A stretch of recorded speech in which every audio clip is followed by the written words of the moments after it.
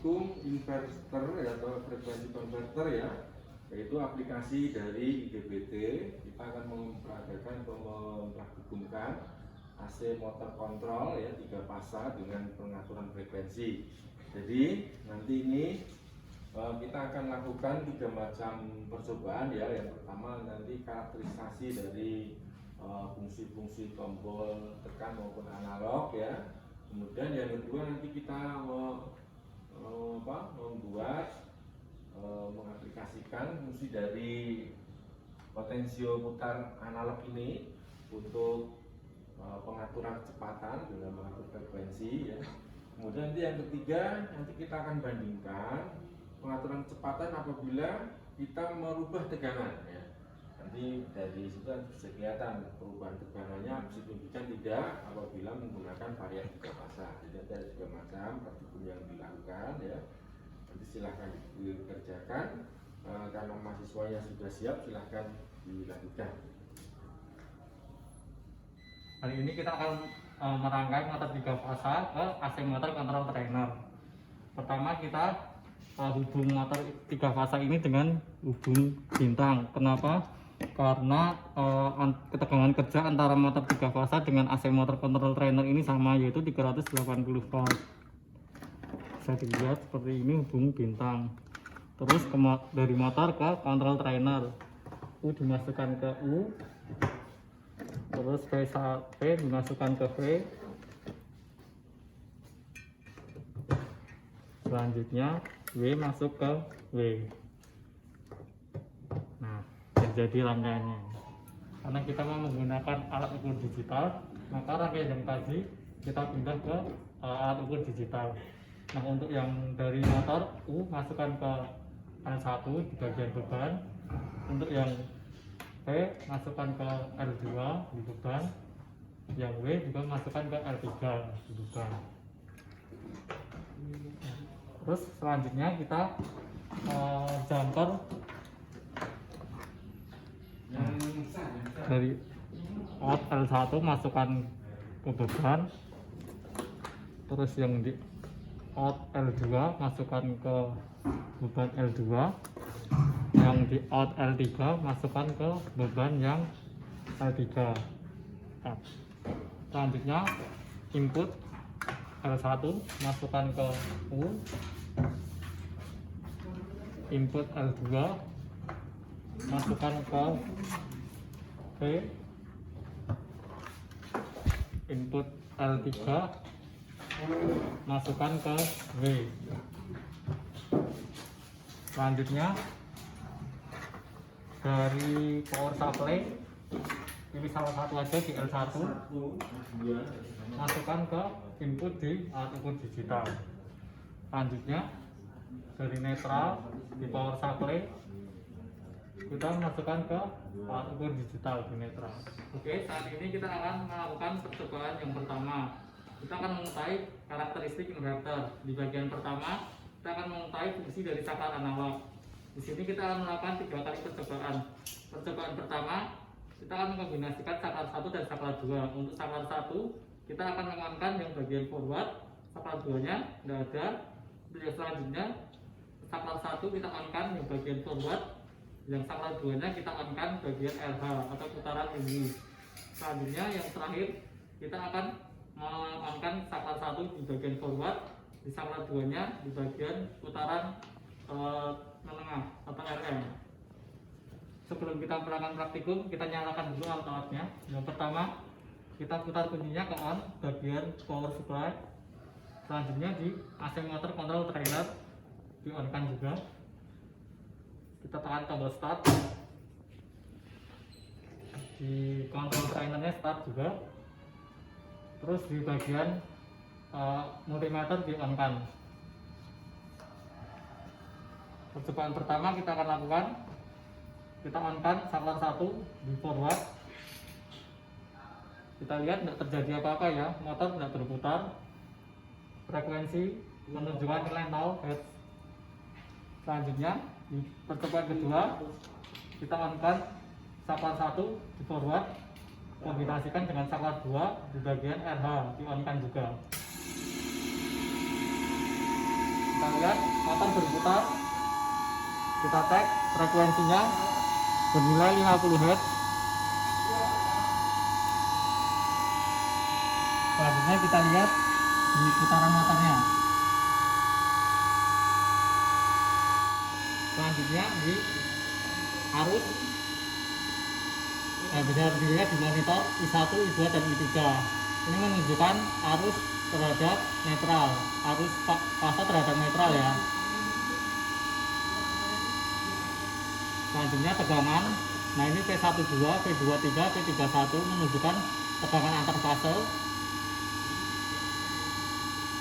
Nah, kita bisa lihat gayanya sigma W bernilai 131 watt, naik turun ya 128, 130.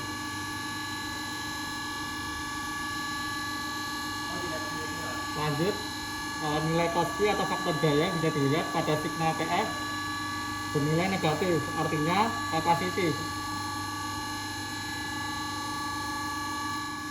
Lanjut ke percobaan selanjutnya, percobaan ketiga. Kita on-kan bagian forward dan RM atau putaran menengah. Kita tunggu dulu motornya sampai mati.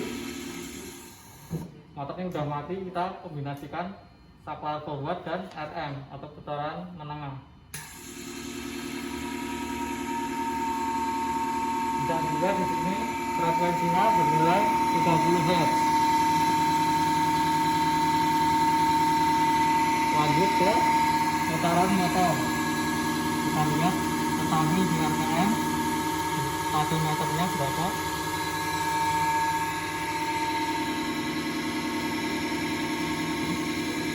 Lanjut ke arus. Kita lihat di monitor.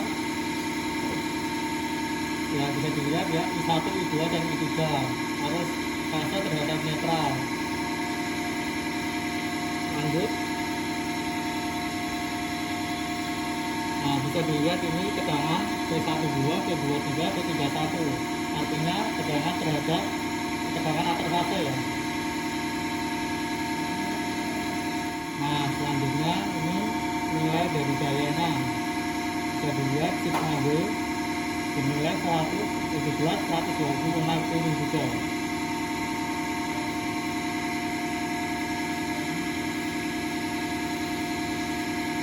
Selanjutnya bisa dilihat di faktor gaya atau Cosby di bagian sigma PF. Nilainya negatif, artinya kapasitif. Nah ini dari percobaan tadi kita melakukan 3 percobaan dan ini hasilnya. Setelah itu nanti kita akan melakukan percobaan yang lainnya seperti reverse, RH, RM dan yang lainnya sampai reverse, RH plus output dan stop. Nah baru saja kita menyelesaikan semua percobaan yang ada di sini.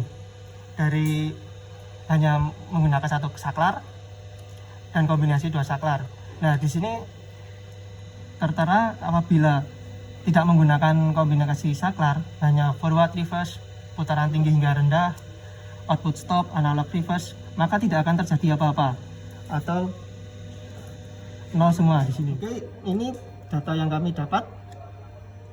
Forward yaitu putarannya ke kanan, frekuensi menurun, putaran RPM menurun, arus beban semakin tinggi, tegangan menurun, dan daya berubah-ubah. Lalu Cosby yang didapatkan yaitu minus, yang berarti minus itu kapasitif. Selanjutnya percobaan yang kita lakukan yaitu reverse. Reverse dari percobaan ini kita dapat putarannya berbanding terbalik, yaitu ke kiri. Dari frekuensi turun, RPM turun, arus beban turun, tegangan yang dihasilkan turun, serta daya sendiri lebih ke acak. Nah, selanjutnya untuk Cosby yaitu berbeda. Di sini ada plus dan yang putaran menengah dan rendah itu minus. Kalau plus berarti induktif. Oke, cukup sekian percobaan pertama yang kami lakukan. Lanjut ke percobaan yang kedua. Di sini kita akan mengetahui fungsi potensial pada analog reference. Untuk percobaan ini kita akan menggunakan 2 kali percobaan. Yang pertama posisi saklar forward, yang kedua posisi saklar reverse. Yang pertama kita akan mencoba untuk saklar forward dan menggunakan potensio analog reference. Untuk yang pertama kita diminta untuk mengatur potensio analog reference-nya bernilai 5 Hz pada frekuensinya. Mari kita coba untuk percobaan pertama. Nyalakan forward, kemudian kita atur potensio sampai angka menunjukkan 5 Hz. Kita lihat akan mulai berputar. Ya, sudah 5 Hz ya.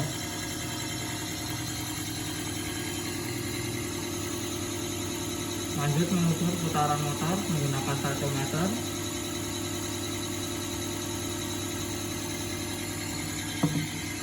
Selanjutnya kita beralih ke monitor. Kita lihat tegangannya P12, P23 dan P31. Lanjut ke arus.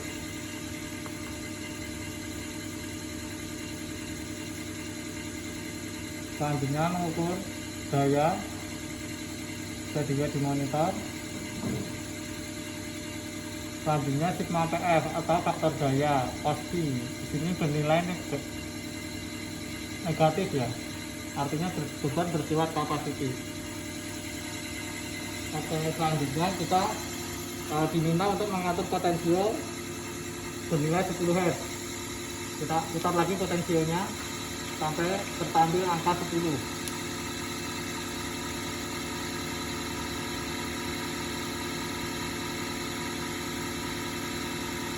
Ya, sudah bernilai 10 ya. Kita lanjut ke putaran motor.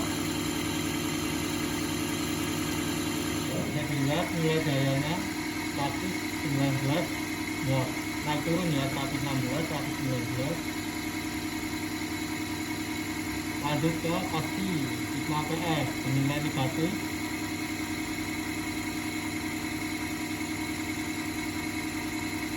Lanjut ke arus antar arus terhadap netral.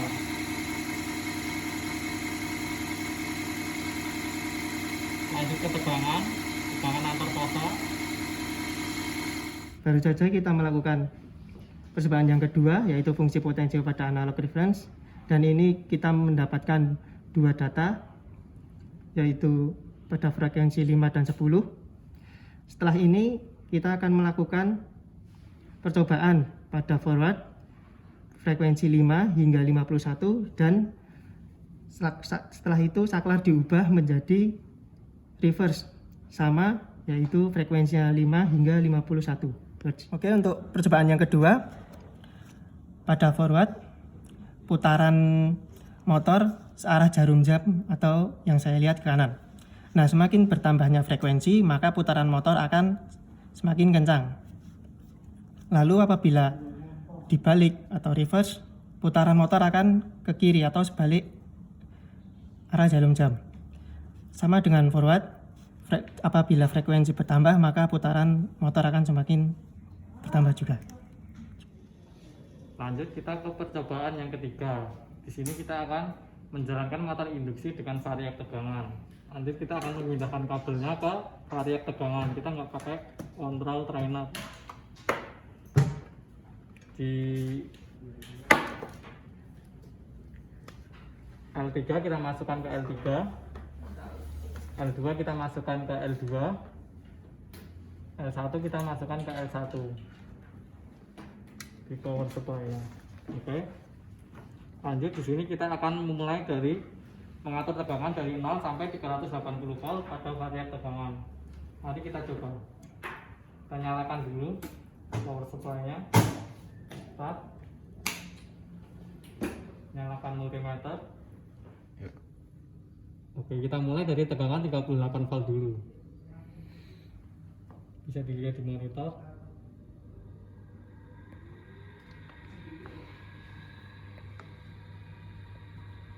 Nah, 38 ya.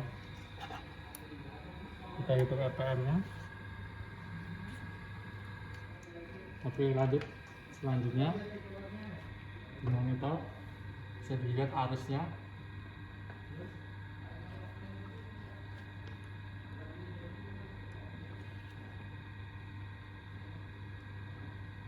Selanjutnya Kospi faktor daya bisa dilihat di sigma PF. Untuk daya sigma W selanjutnya bisa dilihat di monitor. H2 menunjukkan frekuensi dari beban, bisa dilihat bernilai 50 Hz. Karena tidak memakai frekuensi konverter, jadi nilai frekuensi akan tetap. Lanjut, kita naik ke 76 volt. Kita putar variaknya sampai menunjukkan angka 76 volt. Oke, bisa dilihat sudah menunjukkan angka 76 volt. Kita ukur putaran motor. Lanjut ke monitor, bisa dilihat arusnya.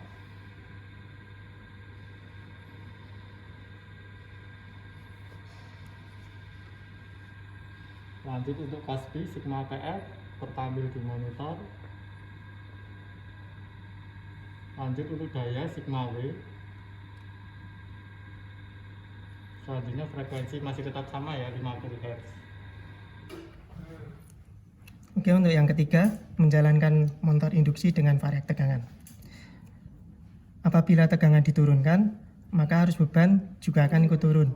Maka dari itu, RPM tetap karena frekuensinya juga tetap. Oke, kalian sudah melakukan praktikum tentang inverter ya, dengan menggunakan AC motor control trainer ini dengan perubahan frekuensi.